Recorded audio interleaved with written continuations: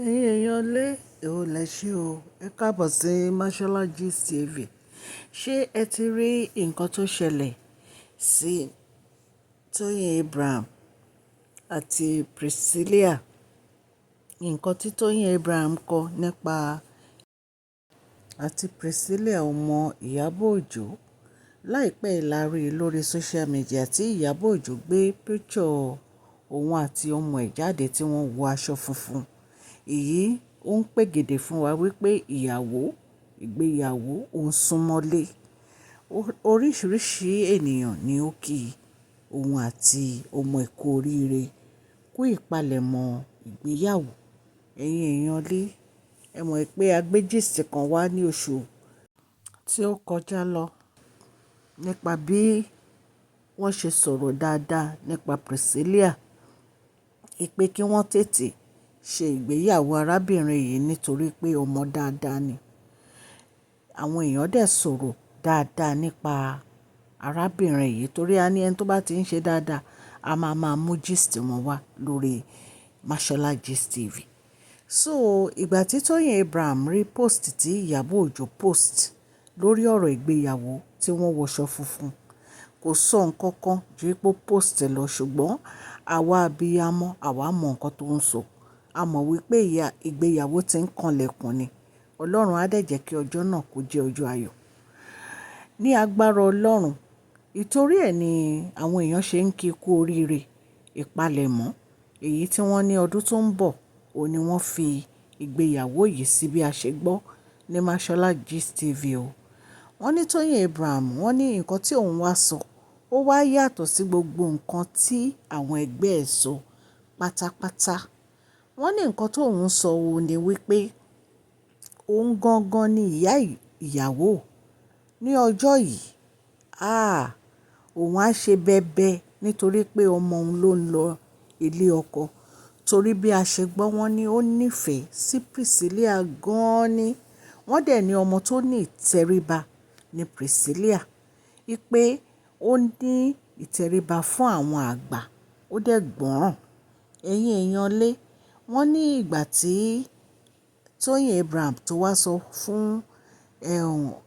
Iyabo Ojo wípé ọjọ́ yẹn ọmọ mi ló ń lọ ilé ọkọ, òun gangan tòun á ju tìyá ìyàwó lọ. Wọ́n ní Iyabo Ojo wá ní lóòótọ́ ni o, ọmọ ẹ ló ń lọ ilé ọkọ o.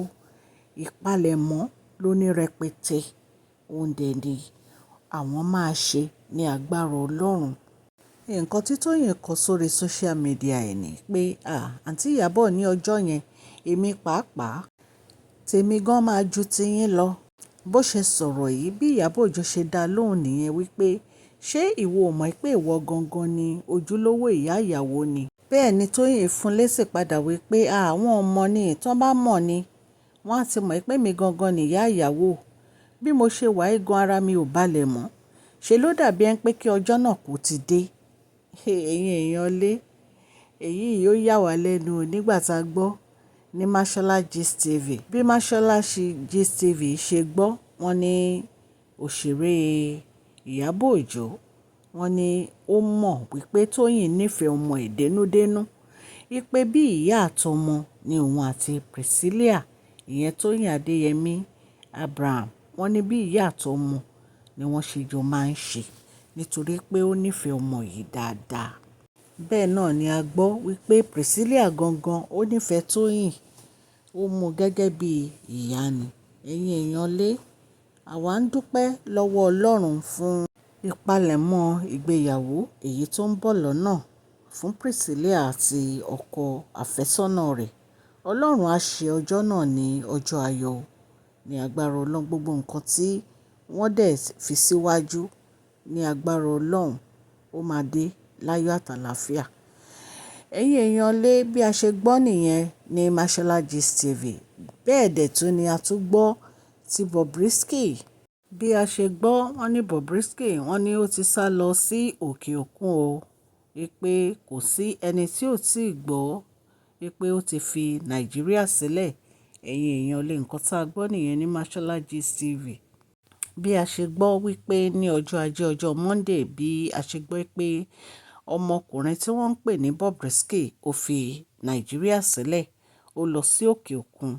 Bí a ṣe rí nìyẹn tó gbé sí orí ayélujára tí ó wà nínú bàlúùn tó dẹ̀ gbé ọtí alárìndòdò dání tó ń bá àwọn èèyàn sọ̀rọ̀ nínú ibẹ̀.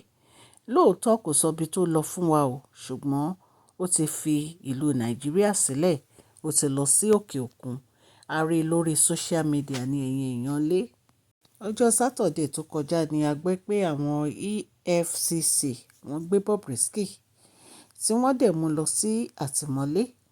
Ṣùgbọ́n bí ó ṣe wá jáde tó wá di ẹni tó ń fi Nàìjíríà sílẹ̀ ni ó rú wa lójú ẹ̀yìn èèyàn lé.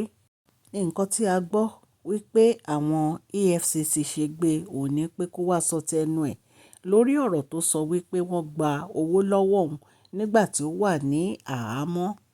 Wọ́n ní àwọn EFCC ní ìgbà tí àwọn ti fi ránṣẹ́ pé tipẹ́ tí ò dáhùn, òun ni àwọn fi lọ fi ọwọ́ òfin mú nínú bàlúùn ní pápá òfurufú nígbà tí ó ń lọ sí London.